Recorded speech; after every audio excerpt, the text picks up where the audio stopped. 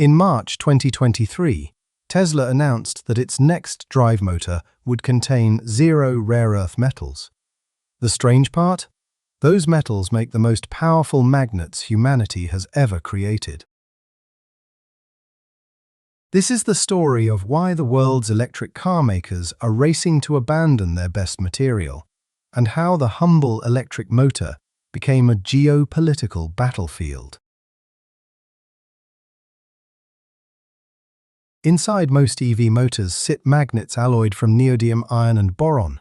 Discovered in 1984, they hold a field so dense a small block can lift hundreds of times its own weight.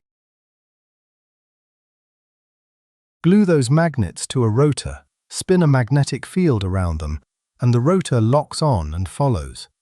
Permanent magnet motors are compact, efficient, and power almost every modern electric car. But neodymium is a rare earth metal, and despite the name, it isn't actually rare. The problem is what it takes to get it out of the ground.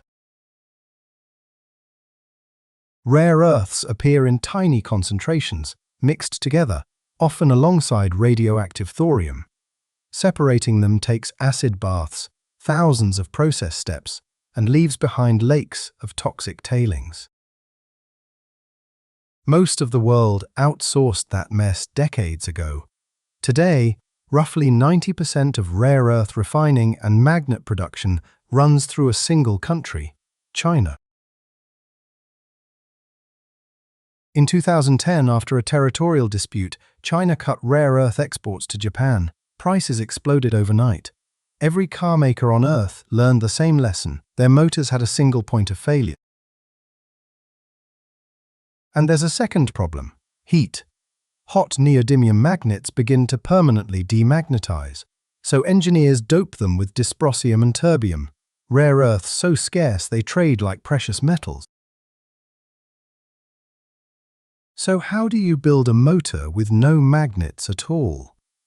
Tesla's original answer was hiding in its own name: Nikola Tesla's induction motor. An induction motor's rotor is just copper and steel. The stator's rotating field induces currents in the rotor, and those currents create their own magnetic field. No magnets, nothing exotic. It's why the original Model S used induction motors. But there's a catch. Inducing that rotor current wastes energy as heat. At a steady highway cruise, induction motors quietly bleed range.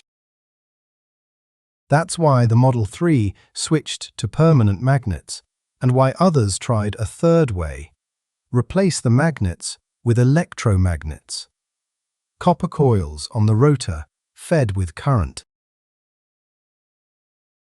BMW and Renault build these externally excited motors today. The rotor's field turns up for launches and down for cruising. The cost? You must feed electricity into a spinning rotor. Traditionally, that meant brushes and slip rings that wear out. The newest designs transmit that power inductively, wirelessly, straight through the shaft. No contact, no wear. There's an even simpler idea: reluctance. Steel wants to align with a magnetic field.